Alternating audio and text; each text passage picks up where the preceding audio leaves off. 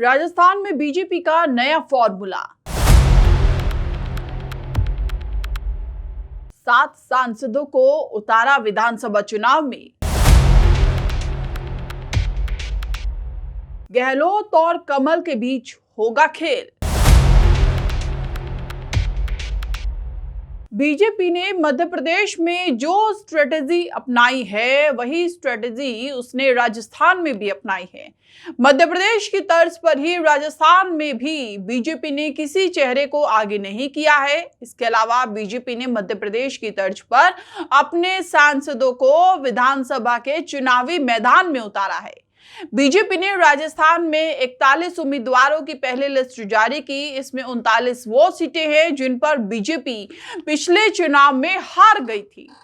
सिर्फ एक ही सीट पर बीजेपी के विधायक हैं। बीजेपी की पहली लिस्ट में जहां कई पूर्व विधायकों को जगह दी गई है, वहीं इस लिस्ट में सांसदों को भी विधानसभा के मैदान में उतारा गया है। चुनाव से पहले ही इस बात को लेकर चर्चा थी कि लोकसभा चुनाव में बीजेपी को जीत दिला चुके कई दिग्गज सांसदों को पार्टी विधानसभा के मैदान में उतार सकती है।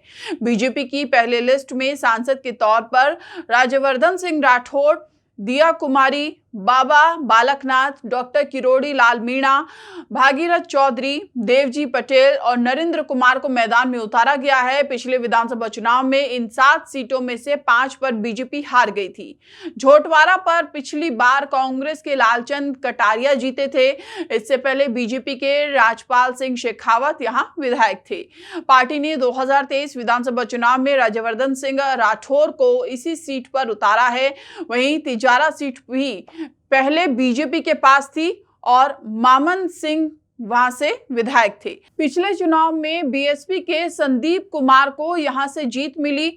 बीएसपी के ही उम्मीदवार दीप सिंह ने किशनगढ़ सीट जीती थी, जिस पर बीजेपी के रामहेत सिंह विधायक थे। सवाई माधोपुर सीट पर कांग्रेस के दानिश अबरार जीते, जबकि पहले बीजेपी की राजकुमारी दिव्या कुमारी यहां से विधायक थी। संचौर सीट से भी कांग्रेस के ही उम्मीदवार सुखराम को जीत मिली थी। इसके अलावा विद्याधर नगर और मंडावा सीट पर बीजेपी के नरपत सिंह और नरेंद्र कुमार को जीत मिली थी। लेकिन इस बार पार्टी ने विद्याधर नगर सीट पर सांसद दिया कुमारी को टिकट दिया है। नरपत सिंह राजवी का नाम लिस्ट में नहीं है। हालांकि मंडावा सीट जीतने की जिम्मेदारी फिर से नरेंद्र कुमार को दी गई है। वो लगातार 2 बार से यहां विधायक हैं। पिछली बार बीजेपी के टिकट पर चुनाव लड़ा और साल 2013 में निर्दलीय उम्मीदवार के तौर पर मैदान में उतरे थे। 2019 में उन्होंने बीजेपी के टिकट पर झुंझुनू से लोकसभा का चुनाव लड़ा और जीत गए। इसके बाद मंडावा सीट पर उपचुनाव करवाया गया, लेकिन पार्टी को हार का सामना करना पड़ा। बताते चले कि राजस्थान की 200 विधानसभा सीटों पर 23 नवंबर को वोटिंग होनी है। वहीं 3 दिसंबर को इस चुनाव के नतीजे घोषित किए जाएंगे। देश और दुनिया की तमाम बड़ी खबरों के लिए चैनल को सब्सक्राइब करना ना भूलें, ताकि हर वीडियो का नोटिफिकेशन आपके पास समय पर पहुंचे। नमस्कार।